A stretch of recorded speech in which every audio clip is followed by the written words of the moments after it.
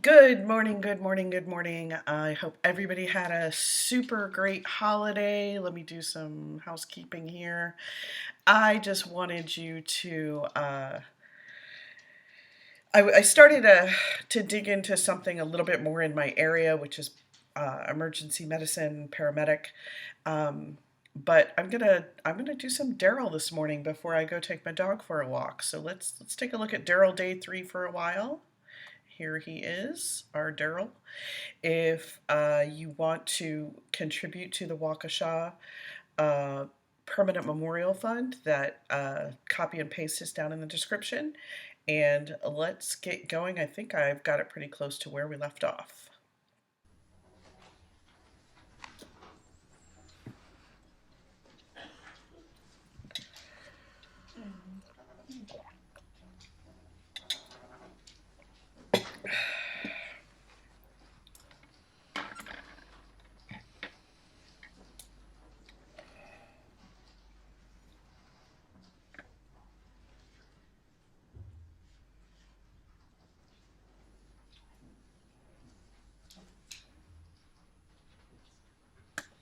What they're doing.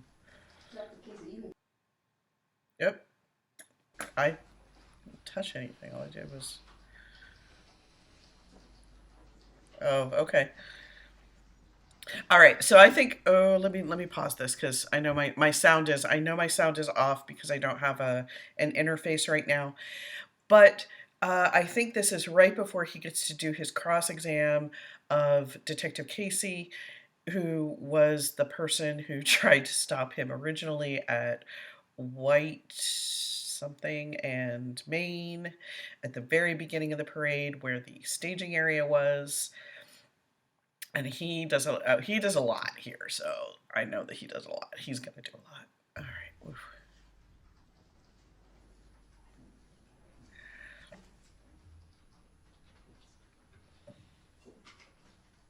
Dr. Casey, you can come up so that you're on the stand for cross. Why don't you try to narrow down the time frame so he can answer that more specifically? Roughly around the. Okay, there he goes. Sorry, trying to get it so we're doing less dead air.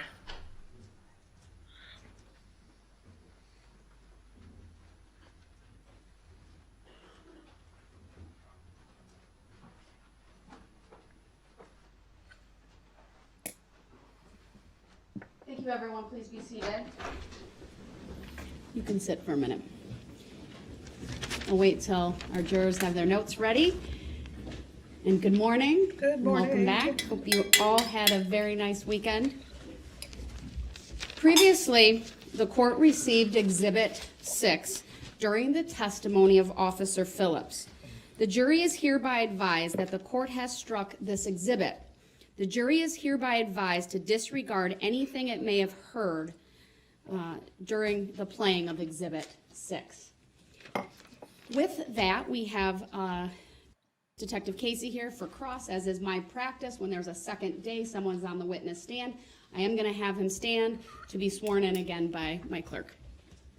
Do you solemnly swear that the testimony you're about to give shall be the truth, the whole truth, and nothing but the truth, so help you God? Yes. Thank you. Please be seated. And once again, for the record, state your first and last name. Thomas Casey. Thank you. Mr. Brooks, this is your opportunity to question him. Good morning, Detective. Good morning. So, how long have you been in law enforcement? 25 years. Since a long time.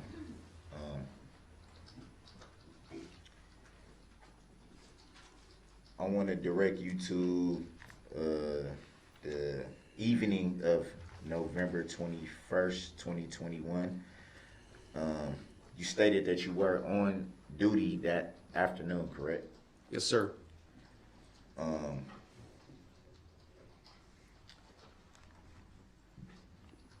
Do you recall any disturbances that afternoon?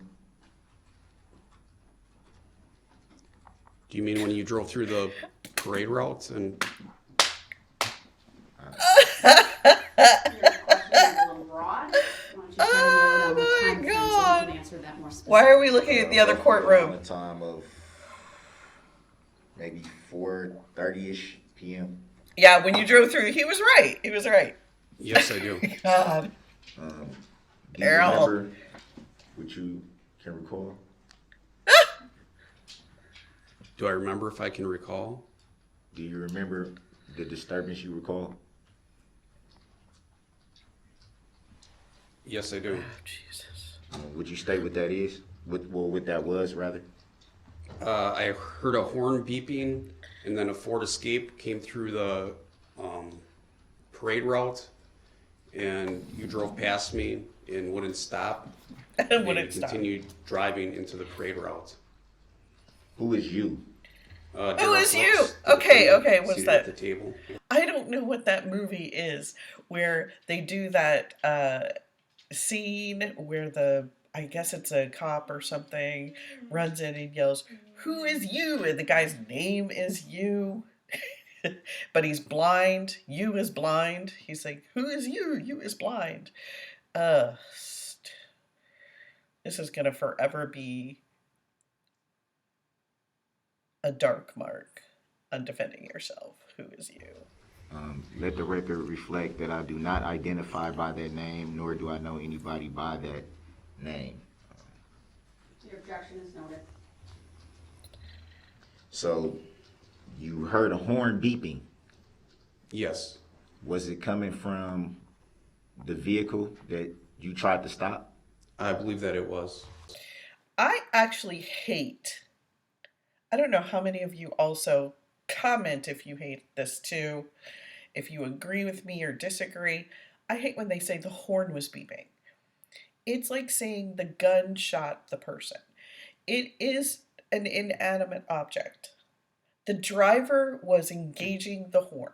Now, when this really started to bother me, it was not when I first saw this trial. This really started to bother me was when I started borrowing my younger son's car. I don't have a car right now. All I have is a motorcycle. So I don't always like ride it when it's really cold. It's too cold today. I have to go somewhere today and it's too cold today. So I borrow his car. His car does not have a working horn. So when people do ignorant things on the road, I will simply be sitting there calm as I can be saying, I would beep my horn at you. Oh, if I had one. But it's me beeping the horn. The horn is not beeping itself. The car is not driving itself, Darrell. You're driving it. You stated that you've been in law enforcement for 25 years. That's a long time. Yeah, so what? Is that a statement or a question? So it would be fair to say that you operate a motor vehicle pretty much every day. Would that be fair to say? Yes, I operate a motor vehicle almost every day. And, He's laughing at him. Would it be also fair to say that you would only beep your horn in a motor vehicle if you were trying to alert someone to your presence?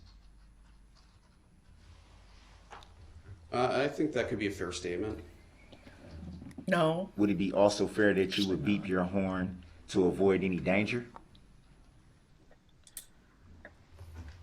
There could be many reasons why a person is beeping their horn. Would one of those reasons be to avoid danger? It could be, yeah. Okay, so attorneys chime in, or people who know more about this than I do. I'm not an attorney.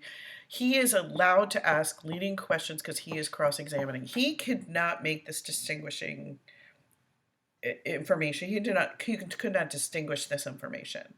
He is allowed to ask leading questions because he is cross-examining.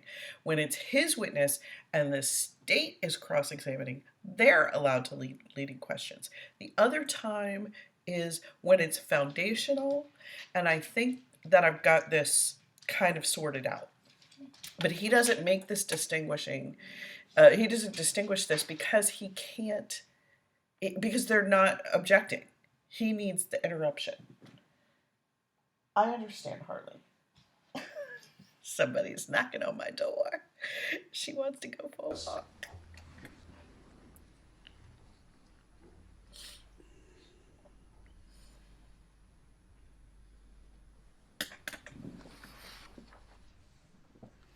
Do you recall if you were able to see who was operating the vehicle you attempted to stop? Yes, I was. That was a bad question, And Darrell. can you recall a description of the operator of the vehicle you attempted to stop? He was light-skinned, black male, had some light facial hair. Is that all you recall? That is what I recall. Do you recall what they were wearing? No, I do not. So you were able to get a description of how the operator of the vehicle looked, but not what they were wearing. That doesn't make him a liar. That is correct. Okay, I'm gonna give away. I'm not even sure if this is safe for me to do. Give away a little bit of a trade secret. I used to be a bank teller, and back in the day when people actually went to the bank a lot, not like today, young ones, we were taught as bank tellers how to observe for description purposes. And sometimes not in such nice ways, where they would actually put you in a stressful situation and then ask everybody in the class to describe the person.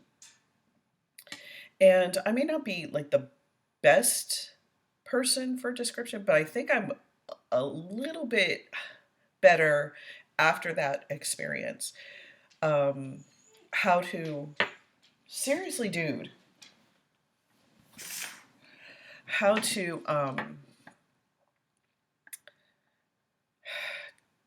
describe the height based on the tape on the door, how to, everybody's seen those in convenience stores and so forth, and what distinguishing features to concentrate on, starting with most obvious and things that cannot be changed easily, like the color or tone of the skin, hairline over color and style. So, for example, unless a person shaves themselves bald, it's the hairline is usually, and this is where I'm going to go to Stephen Avery, which is another Wisconsin case. He was wrongly convicted back in the 80s, not this time. The murder he absolutely committed, but back in the 80s he was wrongfully convicted of an assault. And even the person, there's some information that she was unsure about the person they chose because the description wasn't exact. The color of the eyes is hard to change unless you're using contact lenses. The color of the hair, the color of the hair was the same, but the hairline was definitely different. Stephen Avery's, he was a young man at that time, and his hairline was down here. The guy who did it, his hairline was way back. So even though he wasn't that much older, but he had a much further receded hairline. Facial hair can be changed, but facial hair is an obvious one. But eye color and hairline over some other details like clothing. So in the seconds he had to do it, he did do it in those layers, I've noticed. Do you recall how fast the vehicle was going at the time you attempted to stop it? I believe the vehicle was going about 3 to 5 miles an hour when I tried to stop the vehicle, and it continued on past me. Would it be fair to say that 3 to 5 miles an hour is not very fast? Yeah. I think it's very fast when you're in a parade route, when there's hundreds of people In the marching street! road, and a police officer is standing in front of your car, pounding on the hood, trying to get the vehicle to stop. I'd say that that's too fast. Any speed is too fast on a parade route when you have all those people in the roadway. A car should not have been there. That wasn't the question, but thanks for the commentary. Detective Casey, please just answer his questions. Attorney Opera will have an opportunity to redirect if necessary. Would it be fair to say that that's not a very fast speed? Objection, asked and answered. He thinks it is. That's a narcissistic thing. He's trying to play semantics and make him say what he wants and control the narrative. That's very narcissistic. Not going to get very far through this, are we? Do you recall if the operator of the vehicle that you gave a description of had any hair on her head? Here. I do not recall seeing the operator's hair that day. So it would be fair to say you don't know if they had long hair, short hair, anything of that nature? He just said That that. is correct. Do you recall testifying at the preliminary hearing in this matter? Yes, I do. Can you recall what you said when asked a description of the driver of the vehicle you attempted to stop? I don't recall word for word what I said. Do you recall being asked the question? I would think that I was, but I don't recall the exact words that I used then.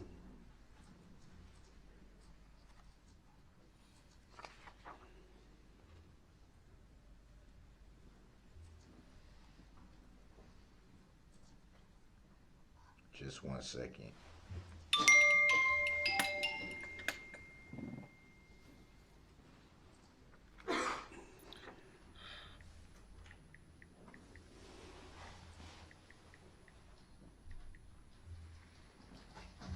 Do you recall saying that the operator of the vehicle you attempted to stop had short hair and a short dark beard? I'm not sure what the context is, but I don't recall saying that the person had short. Okay, to be fair, okay, which Darrell does this every time that I've noticed. He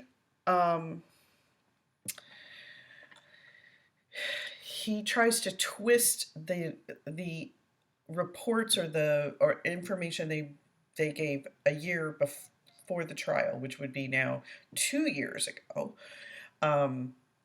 He tries to twist it, but they showed video, as I recall, from the last couple of recordings that or commentaries we've done here, where the hoodie was up to almost the level of the face. And Darrell's locks, which I suspect were not real hair, they were added hair,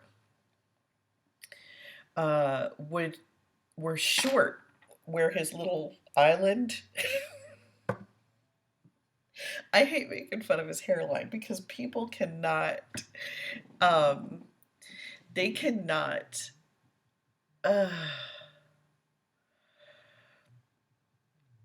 they cannot be, it's kind of like body shaming somebody. You can't really, you can't do anything about that. It's your hairline. But Darrell, your hairline, son, was way back here. His hairline's all the way almost at his ears. And he added all of those long, long locks to whatever hair he did have. But he's got that little island up here, and he had little short ones hanging out. So to be fair to Detective Casey, he definitely... Short hair. The context was the question of, did you get a description of the driver of the vehicle you attempted to stop? I guess I'm not sure when you're speaking of, because was that when I saw the car or when we saw the vehicle after what witnesses said? It seems like I'm not sure exactly the time period that So you're are we asking. talking about what witnesses said or what you actually saw? Correct, that's what I'm confused about.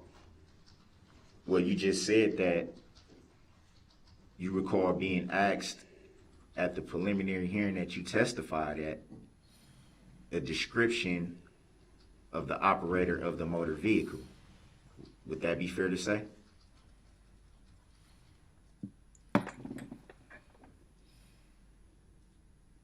I don't understand your question. I think it's very clear. You testified at the preliminary hearing in this matter, correct? Yes, I did. And were you not asked a description of the operator of the motor vehicle that you attempted to stop? So I believe my testimony was at the preliminary hearing that I did not see the person's hair, if that's the specific time that you're speaking of. I have a portion of that preliminary hearing that you testified at with your words right here. Mr. Brooks, what page are you at? I am at page 17. All right, thank you. You were asked, could you see anybody inside the vehicle? Your answer was, at that point, I could not see the person real clearly, but as the vehicle continued pushing through me, I was paused. My position changed to the side of the vehicle where I was directly outside the driver's side window. And I could see inside of the window and I could see the driver very clearly. Would that be fair to say that those are your statements? Yes, sir. So, could you or could you not see the driver clearly?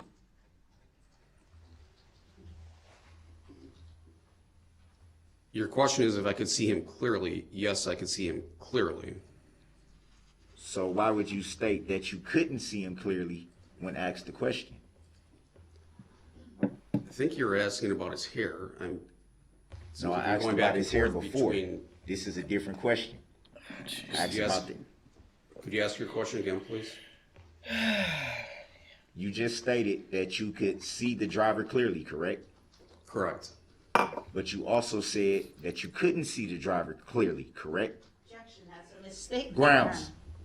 So, Mr. Brooks, I think it comes down to a little bit of context. I'm going to sustain the objection, and then if you would please rephrase. I think it comes down to at what point in time in the contact with the SUV are you referring? Yeah, you can't twist the words that he just made perfectly clear. You're not doing anything. Time. At any time. Okay, so as a juror, I'm thinking to myself, the first contact was the guy was probably towards the front. An SUV is fairly high.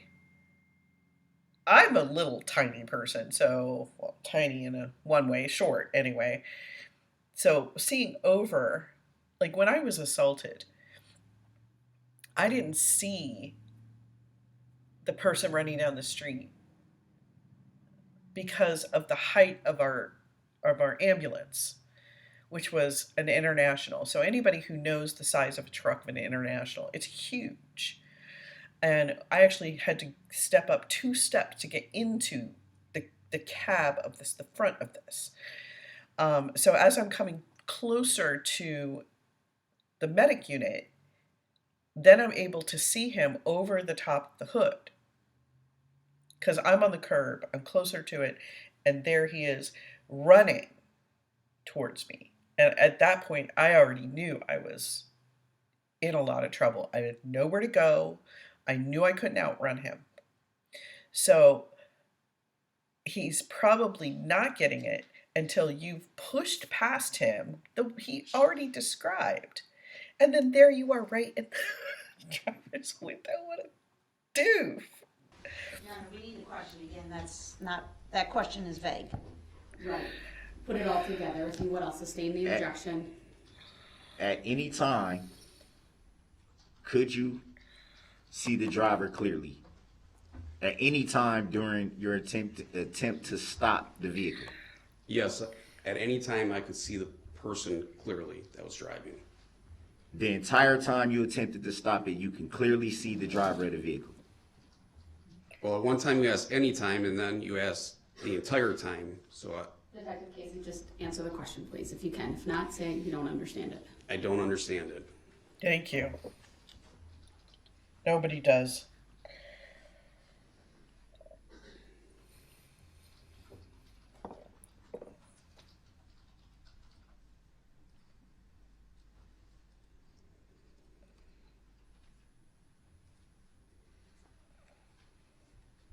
Just a second.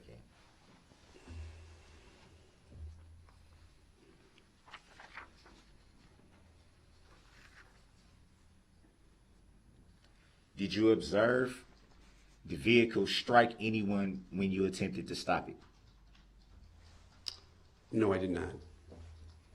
Did you see the vehicle strike anybody before it approached you? No, I did not.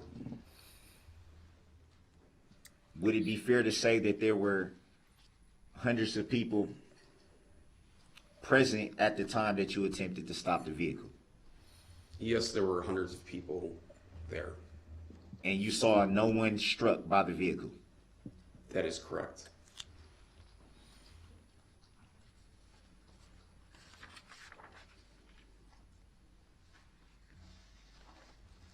Did you see if anyone else was, could you see rather, if anyone else was in the vehicle? I did not see anybody else in the vehicle when it passed my location. Do you recall there being any tinted windows to the vehicle you attempted to stop? I do not recall the passenger front or the passenger rear being tinted. I believe that the rear windows in the SUV were tinted.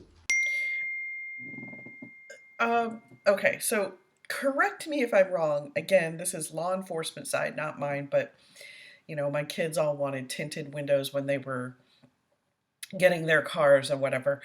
And quite frankly, I prefer tinted windows on certain cars too. But the front, the windshield to the A line and the front passenger's window, so the entire front of the car usually isn't tinted very dark, if tinted at all. And the rear of the car, any rear windows, passenger or otherwise, they're supposed to be tinted so that you could see at least 50%, I think, in most states. So, you know, I doubt he went and got extra tint.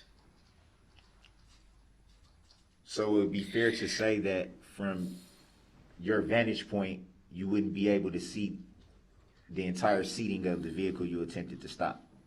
Objection, that's a misstatement. Grounds. Overruled. You may answer the question. Could you re-ask the question, please?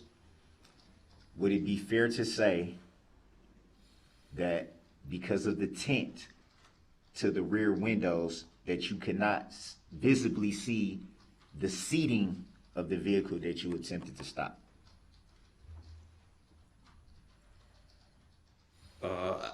I did not see anybody in the vehicle.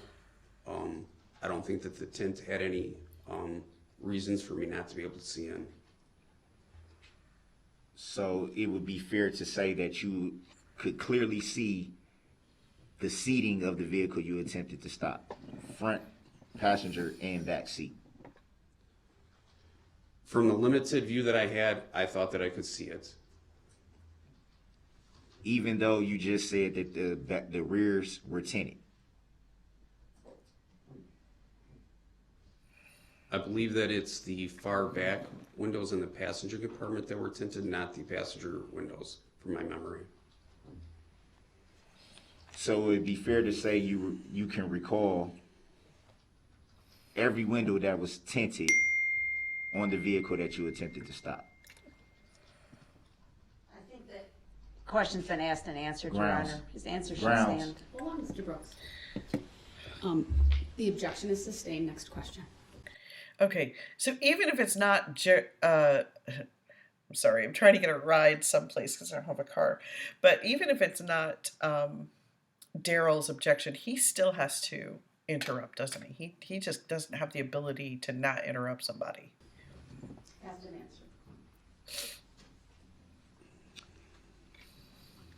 answered. Detective Casey, are you a party to this case in any way?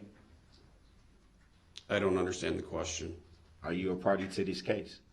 I don't understand the question. Have you filed a claim in regards to this case? I have not.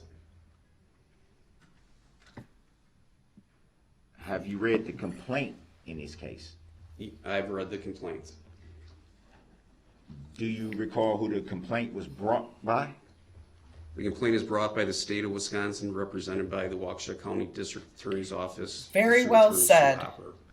Perfect. So the state of Wisconsin then would be the plaintiff in this matter then, correct? That is correct, the state of Wisconsin. Do you see the state of Wisconsin present in the courtroom right now? Yes, I do. They are represented at the prosecution table by District Attorney Sue Hopper, Deputy District Attorney Leslie Basie, and Assistant District Attorney Zach Witchow. You said represented. Yes, sir. Do you Yes. see the plaintiff?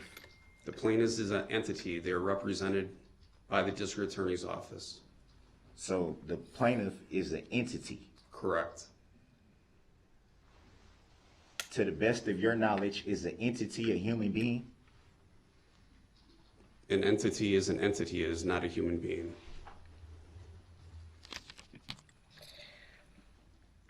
To the best of your knowledge, being in law enforcement for as long as you have,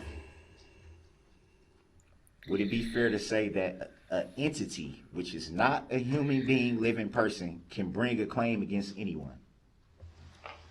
I believe they, Object, Your Honor, to the Grounds. relevance. Grounds. Hold on, let her get her objection out, okay? I mean, I've tried to be patient, but these questions really have no bearing on this. The objection is sustained on relevance grounds. Next question.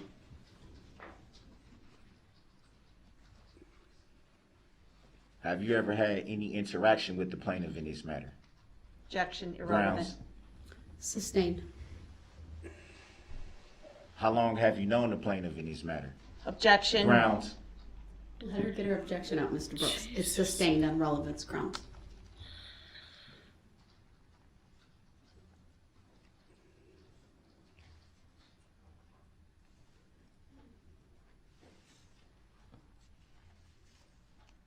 Well, I do respect, Your Honor. I think that those are valid questions to the matter. Mr. Brooks, they've been sustained. Next question. In other words, he doesn't have a good question to ask next.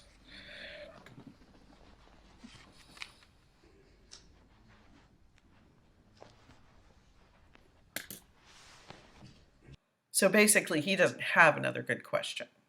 That was his good question. Just so we're clear for the record,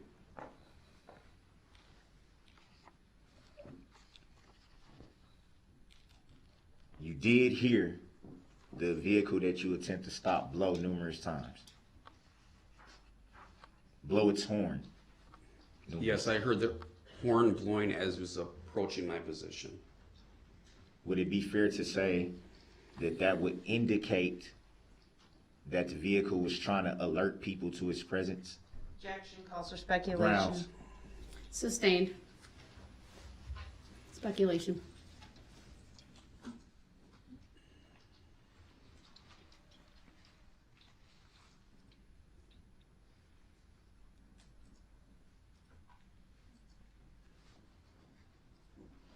Just 1 second.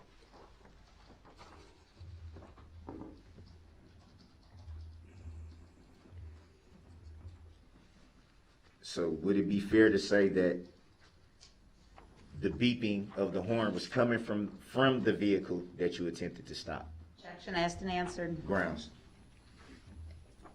It has been asked and answered. One last time, he may answer though. Go ahead. The objection's overruled. I believe that it was coming from the vehicle that was coming to my position, the Ford Escape. I want to refer you again to page 15. It is from your testimony at the preliminary hearing. With Your Honor, that's improper because Detective Casey does not have the testimony transcript in front of him. The district Grounds. attorney is correct. This witness does not have the transcript in front of him. So would that render him unable to recall what he testified to? I don't know. You have to ask him that. That's what I was attempting to do, Your Honor. I apologize. Apologize. I'm part of the club.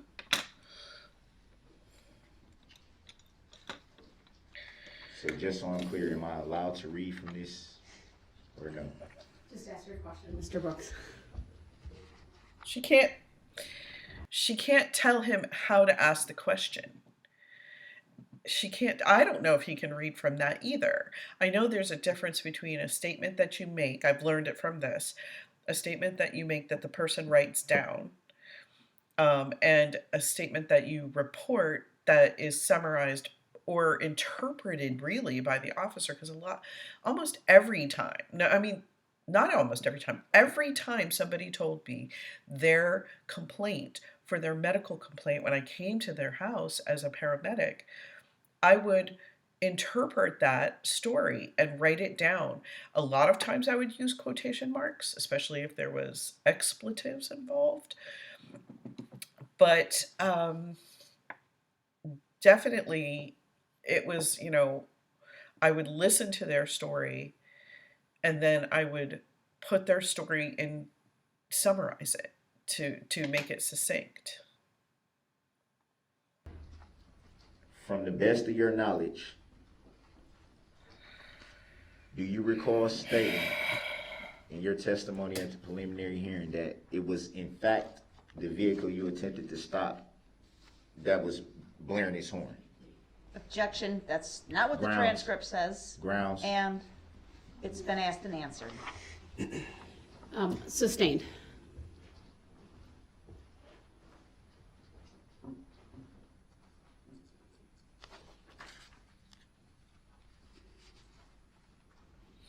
All right, I'm going to cut him off right about here because I think he's in the middle of subjects and I want to keep these short for my computer, especially since I don't have audio interface right now and you guys are suffering with me. I don't want you to suffer for long periods of time. Sorry. I do have some good blessings in my life, so I'm not all bad news. I am starting a new job coming up on the 16th where I will hopefully be able to physically do the job. Of course, I'm no longer physically able to work at a fire department and on a medic unit anymore because my knees are kaput, my walking, my strength is low, my balance is off. But that being said, today I'm going to go get my mumps shot because apparently my childhood vaccines are no longer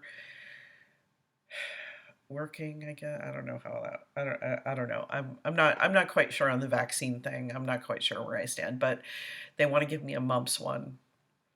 I figure if it didn't work this long, what could it hurt to go get the one they want me to get?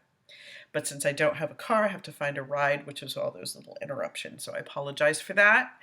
And so that is what I've got going on. Very low on money, but happy to be starting a new year. And I hope you are too. Count your blessings, not the deficits.